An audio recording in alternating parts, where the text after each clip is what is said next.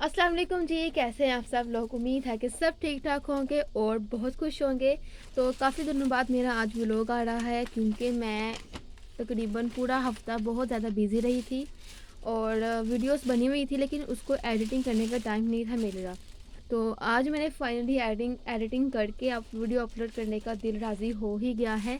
तो ये है हम सुबह का नाश्ता। मैं लाई थी अपने बाबा के साथ जाकर, जिसमें क्रोसेंट है, जैम है और कुछ पफ्स हैं और बिस्किट्स हैं। साथ में ब्राउन ब्रेड हम लाए थे।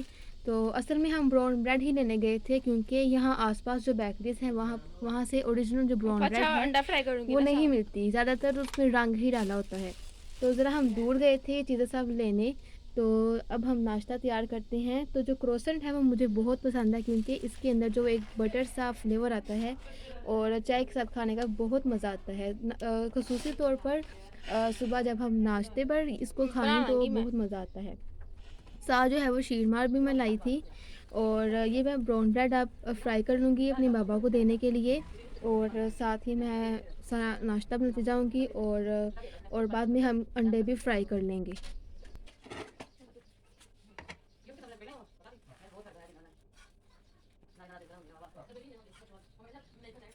नहीं, फिर तो बात 2-3 और लेंगे। दबेगा, काटन बहुत।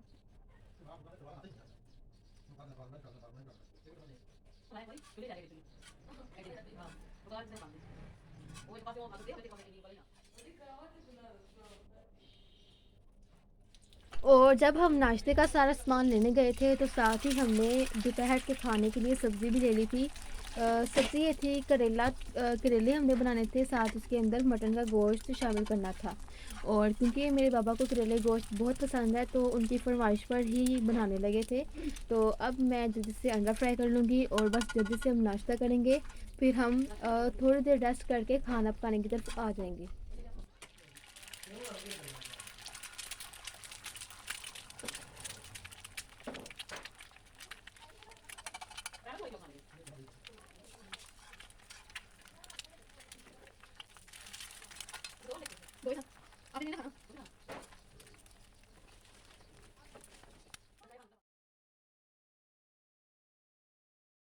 और जी यहाँ पर मैंने नाश्ता बिल्कुल तैयार कर लिया है, अंडे भी फ्राई कर लिए हैं और ब्रेड भी मैंने फ्राई कर लिया है। और साथ ही मैंने कुछ डेकोरेशन करने के लिए कुछ पफ्स रखे हैं, क्रोसेंट रखा है और बन रखे हैं क्योंकि देखने में बहुत मज़ा लगते हैं। और अगर ये सामने चीज़ें पड़ी हों तो दिल नहीं रुकता, बस ये होता है कि हम चाय के साथ ही जल्दी से चीज़ें खा लें। ठीक है, रेस्ट तो थोड़ा मुश्किल ही था, वो नहीं किया। तो नाश्ता करने के फ़ौरन बाद मैं कमरे पर आ गई थी क्योंकि बेडशीट जो है वो मैंने नई बिछाई हुई थी क्योंकि कुछ गेस्ट आए हुए थे, उनके लिए सारा मैंने ना दोनों बेड्स पर नई बेडशीट कवर की हुई थी। तो वो मैंने उतार कर जो पुरानी वाली बेडशीट्स हैं वो मैंने लगानी थी। और क्योंकि नई बेडशीट्स हैं, क्योंकि कलर भी जो है वो पिंक कलर का था और जल्दी उसमें दाग लग जाने थे, तो मैंने सोचा कि मैं इसको उतार देती हूँ। तो जब अगली दफ़ा इंशाल्लाह नेक्स्ट मेहमान आएँगे तो फिर हम ये तब बिछा लेंगे। साथ ही मैं कमरे का झाड़ू भी लगा रही थी क्योंकि गंद बहुत ज़्यादा हो गया था। काफ़ी दिनों से घर की सफाई भी नहीं थी की। आपको जैसे मैंने शुरू में बताया है कि बहुत मैं बिज़ी रही हूँ। तो अब मैंने करेले गोश्त की तैयारी की है और यहाँ पर मैंने तकरीबन 1 किलो गोश्त लिया है। उसके अंदर मैंने 3 से 4 अदद प्याज, लहसुन, 2 दालचीनी और 1 से 2 अदद मैंने इलायची शामिल की है।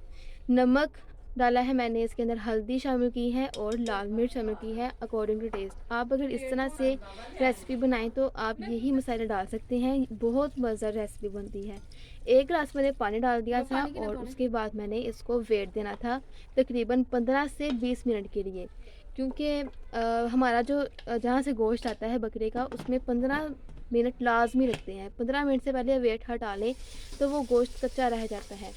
तो नीचे वाले चूल्हे में मैंने एक कढ़ाई ली, सॉरी हांडी ली थी मट्टी की, उसके अंदर मैंने करेले फ्राई कर रही थी। हाँ, और बड़े इस हांडी में पकाने का एक अलग ही मज़ा है। जो मर्ज़ी आप इस हांडी के अंदर बना लेना उसका टेस्ट ज़्यादा हो जाता है। इसलिए मेरी मामा ने हांडी के अंदर ऑयल डालकर और करेलों को फ्राई कर लिया था। और एक बात मैं आपको ये भी बता देती हूँ कि ऑयल जो है आजकल हम सरसों का ऑयल इस्तेमाल कर रहे हैं और आप भी इंशाल्लाह कोशिश कीजिए कि कुकिंग ऑयल के बजाय आप सरसों का ऑयल यूज़ किया करें। बेशक थोड़ा-सा 2 चम्मच ही आप ऑयल के अंदर सरसों का तेल डाल दिया करें। कोई खुशबू नहीं आती सरसों के तेल की, ऐसा लगता है जैसे बिल्कुल हम कुकिंग ऑयल जो सादे वाला होता है वो हम डाल रहे हैं। तो अब मैंने साथ-साथ ज़ीरा और खुश्क धनिया मैंने मशीन पे फटाफट उसका क्रश मैंने कर लिया था, क्योंकि टाइम बहुत कम था, खाना का टाइम हो रहा था, तकरीबन 1:30 बज गया था, तो मैंने जल्दी से सारा काम करना था। इसके साथ ही मैंने हाथ में के काली मिर्च का पाउडर भी मैंने बना लिया, क्योंकि सारे पाउडर्स बनाने वाले हैं।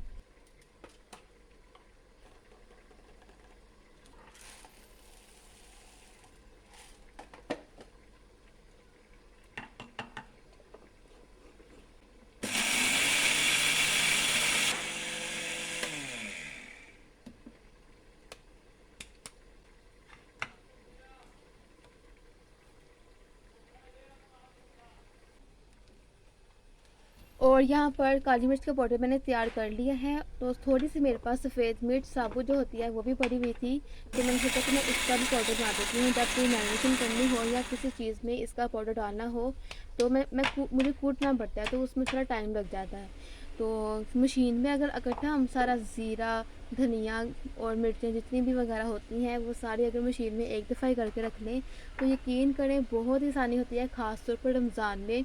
इंशाल्लाह अगले कुछ दिनों तक मेरी रमज़ान के रिलेटेड वीडियोस आएंगी इंशाल्लाह, तो आप उसको लाजमी देखिएगा और चैनल को सब्सक्राइब भी कर दें। जो न्यू है वो लाजमी चैनल को सब्सक्राइब कर दें, साथ बेल आइकन का बटन भी प्रेस कर दें। तो अब जो है वो गोश्त के अंदर मैंने टमाटर और हरी मिर्ची शामिल कर दी थी। ये ज़रा जो है ये पार्ट मुझसे स्किप हो गया था दिखाने के लिए। तो अब मैंने ऑयल शामिल मैंने अभी नहीं किया, जो पानी था वो खुश्क पहले हो जाए फिर मैं इसके अंदर ऑयल शामिल करती। अब यहाँ पर भी मैंने सरसों का तेल ही शामिल किया है, लेकिन जो कुकिंग ऑयल शामिल हम करते हैं उसके अंदर आप थोड़ा सा सरसों का ऑयल मिला लें, और बिल्कुल भी नहीं लगता कि हम सरसों का तेल खा रहे हैं या उसमें से कोई भी स्मेल नहीं आती। तो आप कोशिश कीजिएगा कि सरसों का तेल ही इस्तेमाल किया करें, क्योंकि वो जिस्म के लिए भी ठीक रहता है, कोई नुकसान नहीं होता उससे। और करेले भी बिल्कुल फ्राई हो चुकी हैं, और अब जो है वो हम मसाला भून लेंगे अच्छी तरह से। बल्कि ये देखिए आप भून चुका है मसाला, और उसने बिल्कुल छोड़ दिया है। और दूसरी बात ये कि मैंने हांडी से करेले उतार कर मैंने प्याज फ्राई करने के लिए रख दिए थे, और प्याज तकरीबन मैंने 5 से 6 अदद लिए थे। करेला, प्याज और गोश्त, ये तीनों चीज़ें बहुत मज़ा लगती हैं। तो ये मैं डाल रही थी अनारदाना। अनारदाना भी मैंने मशीन में उसका हल्का सा चॉप करके उसको डाल दिया था। ये खटास सी एक बहुत अच्छी लगती है।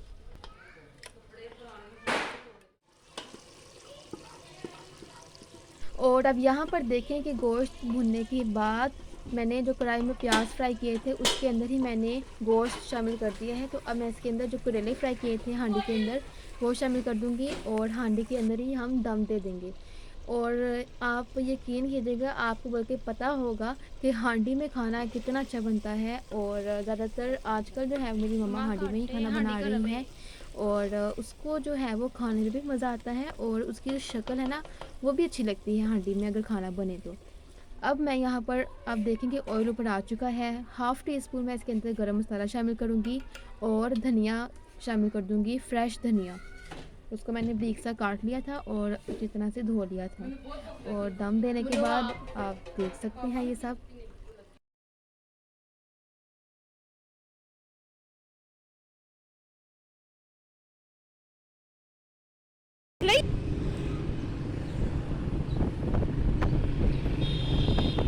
और आप सोच रहे होंगे कि खाना अभी पकाया है तो फ़ौरन हम बाहर चले गए हैं। असल में मुझे इमरजेंसी काम आ गया था, मुझे वाकई बहुत जल्दी जाना था।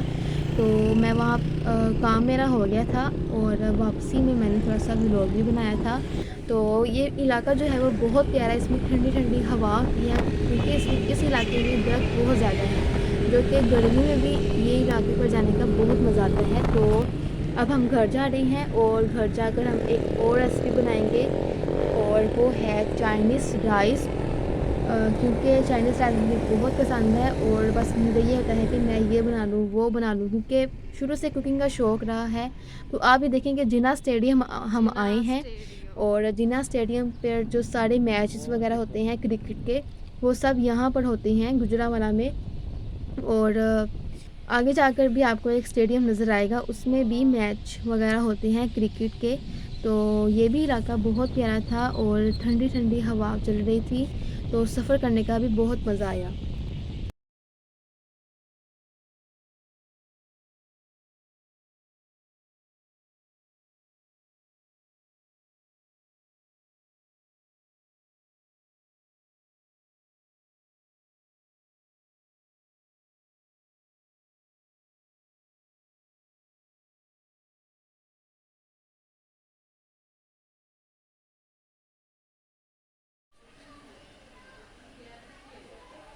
और जी घर हम आ चुके हैं, तो शाम तकरीबन हो ही चुकी थी।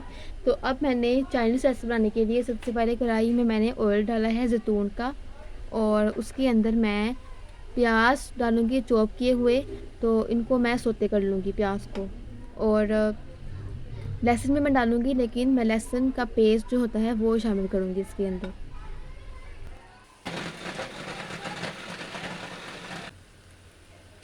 अब मैं यहाँ पर टमाटर चॉप किए हुए शामिल कर रही हूँ। 2 अदद मैंने टमाटर लिए थे, उसके अंदर मैंने 3 से 4 अदद हरी मिर्चें शामिल करके उसको मैंने अच्छी तरह से चॉप कर लिया था, ताकि वो बारीक-बारीक हो जाए, इतना मोटा-मोटा ना लगे। तो थोड़ा-सा मैंने पानी शामिल किया है। अब इसके अंदर मैं गाजर शामिल करूँगी चॉप की हुई।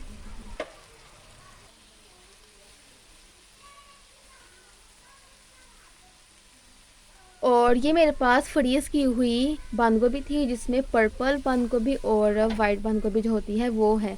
तो फ्रीज़ की हुई बंद गोभी का मुझे बहुत फ़ायदा होता है। तो पहली दफ़ा की है मैंने, लेकिन हर बार नहीं करती। तो एक कप मेरे पास बंद गोभी थी, वो शामिल करने के बाद अब मैं इसके अंदर चावलों को चिकन को शामिल करूँगी। और चिकन मेरे पास ऑलरेडी पका हुआ था, क्योंकि लास्ट डे मैंने एक रेसिपी बनाई थी, तो उसके अंदर चिकन बच गया था। तो मैंने सोचा कि मैं यही चाइनीज़ राइस के अंदर डाल लेती हूँ। और आप यकीन करें कि इतनी कोई ख़ास मिर्चें मैंने चाइनीज़ राइस के अंदर नहीं डाली, चिकन का अपना ही बहुत फ्लेवर था। और अब मैं चावल मैंने बॉयल कर लिए थे, बल्कि ये चावल भी कल के हैं। और चावल हमने कल बनाए थे, तो थोड़े बच गए थे, तो मैंने फ्रिज में रख दिए। तो अब यहाँ पर देख सकते हैं कि यहाँ पर इस्तेमाल हो चुके हैं। तो थोड़ी सी मैंने काली मिर्च, थोड़ा सा नमक और चिली सॉस, सोया सॉस, एक अंडा मैंने फ्राई किया था, वो मैंने डालकर दोनों चम्मचों से अच्छी तरह मैंने मिक्स करने के बाद उसको मैंने उसके ऊपर थोड़ा सा पुदीना क्रश किया हुआ डाला था, क्योंकि पुदीने की खुशबू चावलों के अंदर बहुत अच्छी आती है, आप लाजमी डाला करें। थोड़ा-सा मैंने ज़र्दा रंग शामिल किया था, और 1 से 2 सिप मैंने पानी शामिल करके इसको मैंने दम दे दिया था। और 10 मिनट ये दम रहे थे, और आप देख सकते हैं कि कितना प्यारा ये चावल लग रहे हैं। तो अगर आपको मेरी वीडियो पसंद आई है, तो मेरे चैनल को सब्सक्राइब कर दें और अपना बहुत सा ख्याल रखिए। अल्लाह हाफ़िज़।